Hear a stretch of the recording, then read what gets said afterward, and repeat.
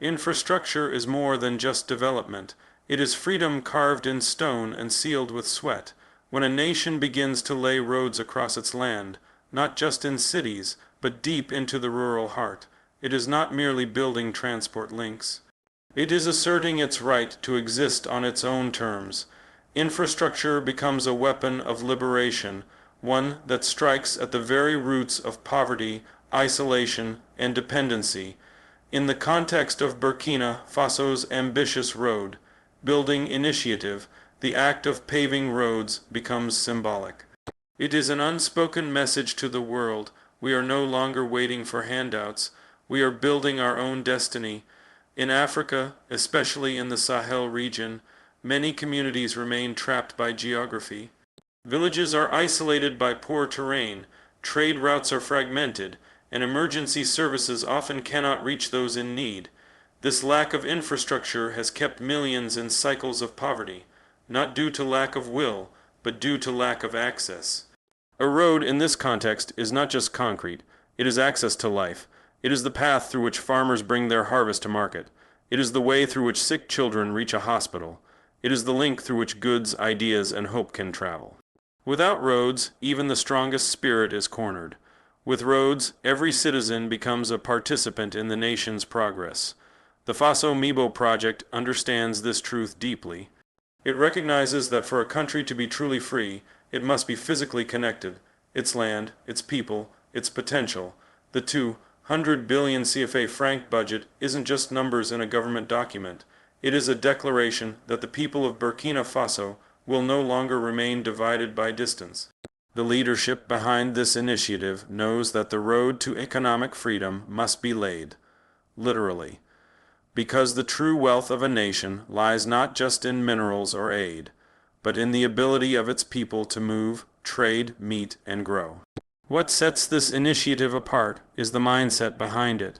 The vision is not to build roads with foreign money and imported expertise, but to build with what we have, to train local engineers, employ local workers, and use locally sourced materials. This approach rejects the notion that African nations must wait for foreign investment before they can develop. It affirms that we have enough wisdom, strength, and resolve to take the first steps ourselves. That very act of self-belief is liberating. It changes the narrative from victimhood to agency. Moreover, this infrastructure drive is not just about economics. It is deeply political. It's about breaking the chains of dependency that have kept Africa subservient to external powers. For decades, road projects across the continent were built under the shadow of foreign loans, burdened by conditions that weaken sovereignty. But when a nation builds for itself, it owns the outcome. It sets its own pace, its own goals, and its own destiny. Infrastructure, then, becomes an act of resistance against poverty, against underdevelopment, and against the systems that benefit from keeping Africa disconnected. There is also a psychological shift that happens when roads are built. People begin to believe in progress. A paved road is a visible sign that something is changing. It tells the farmer in a dusty village that his produce can now reach new markets. It tells the schoolgirl that her school is no longer 3 hours away on foot. It tells the nation that their leaders are not sleeping in air-conditioned offices, but thinking of the people's feet on the ground. When infrastructure is treated as a priority, not an afterthought, it transforms everything. It empowers the people. It strengthens unity. It builds resilience against instability.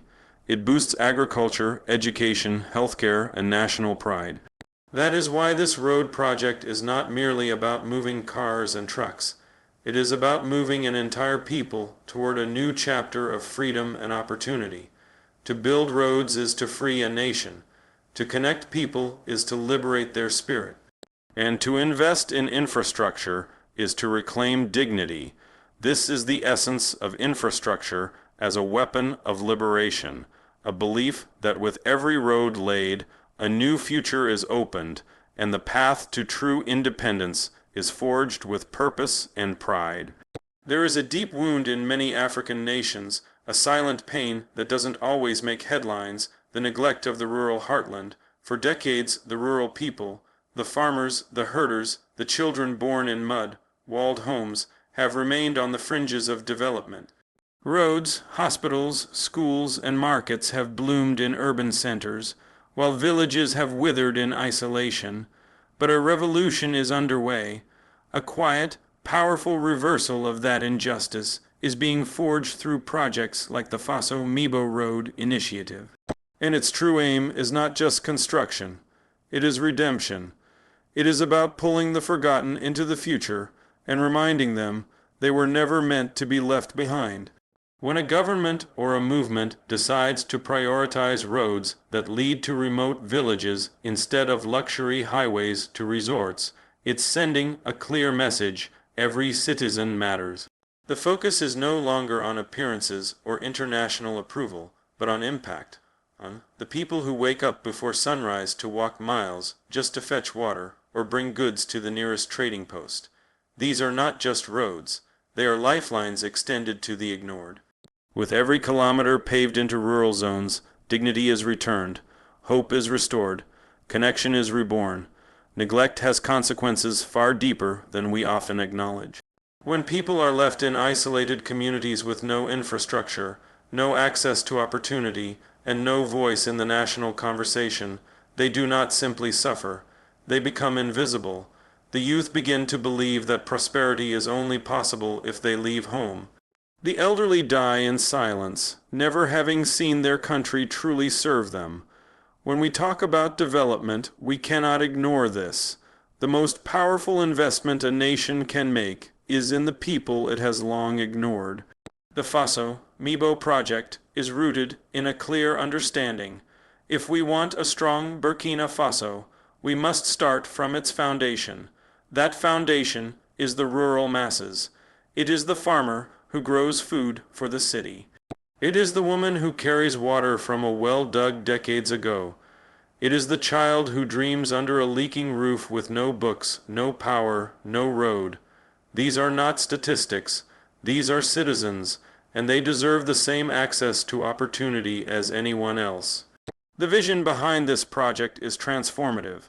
Instead of waiting for foreign consultants to draw maps that benefit donors, it is local leaders, engineers, and planners who are designing a network of roads that serve the real needs of the people. Roads are being planned not to impress investors, but to connect forgotten schools, to open up dry markets, to make health clinics reachable by ambulance. It is development designed with compassion, with strategy, and with intent.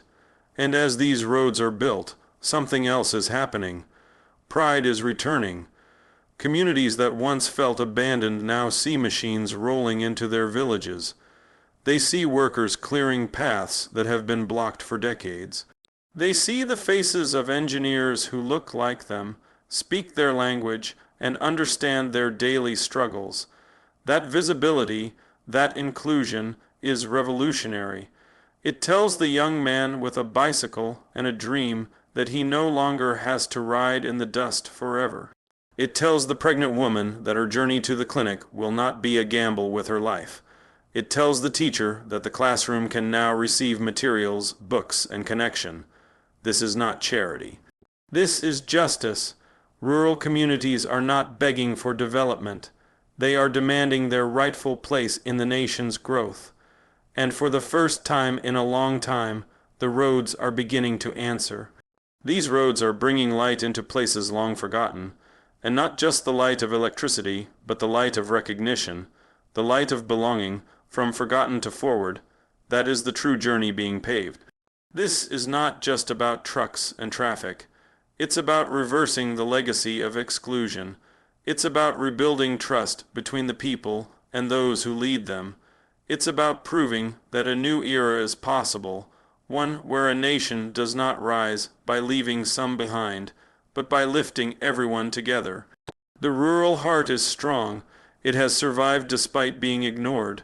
But now, with every road that cuts through its terrain, that heart begins to beat louder, stronger, and prouder. The road forward is not only a physical one, it is a moral one.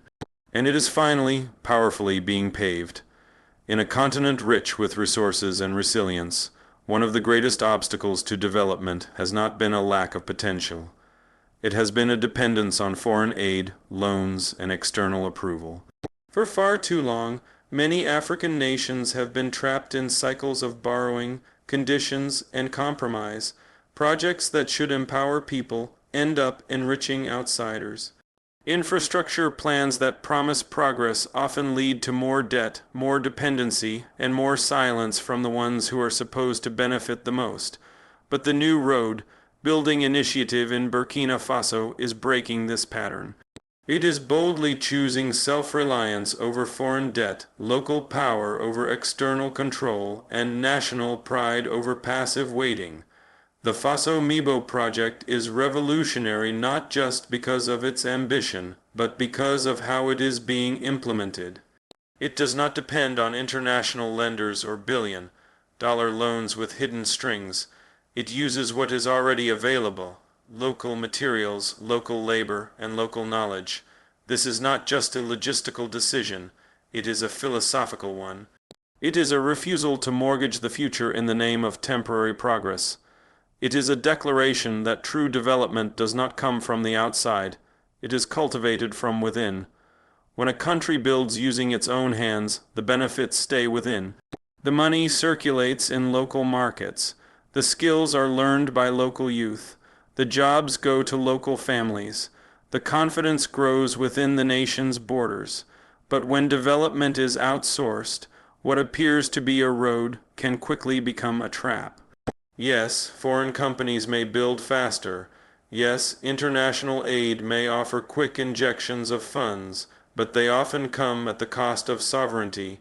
The decisions are made elsewhere. The profits leave the country, and the people remain spectators instead of participants in their own progress.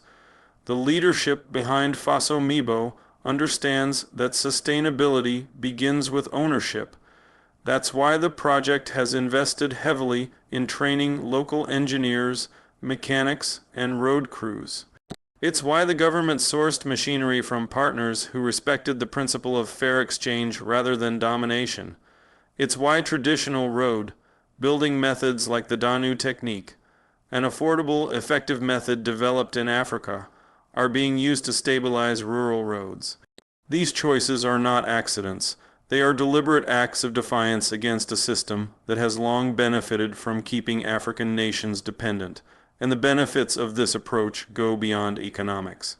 There is a psychological liberation that happens when a people realize they can build for themselves, when they see roads being paved by the hands of their neighbors, when they hear the rumble of machines that belong to their government, not rented from foreign contractors, when they watch as progress comes, not because someone else permitted it, but because they decided it was time.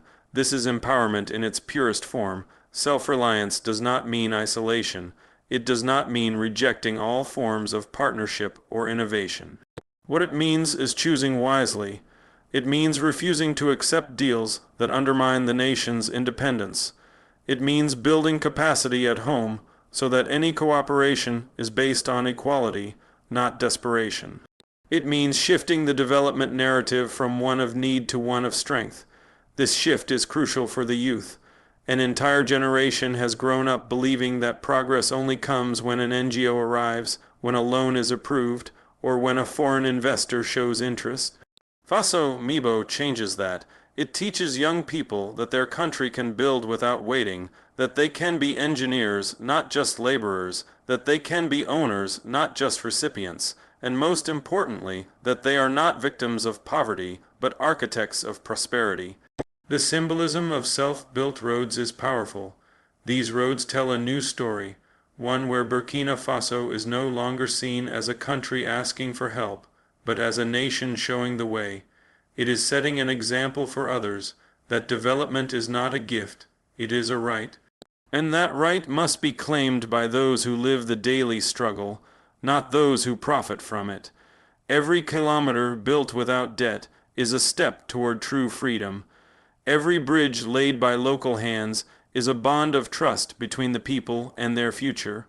Every decision to invest inward rather than borrow outward strengthens the spine of the nation. Burkina Faso is not waiting, it is building. not with borrowed dreams, but with the determination of its people.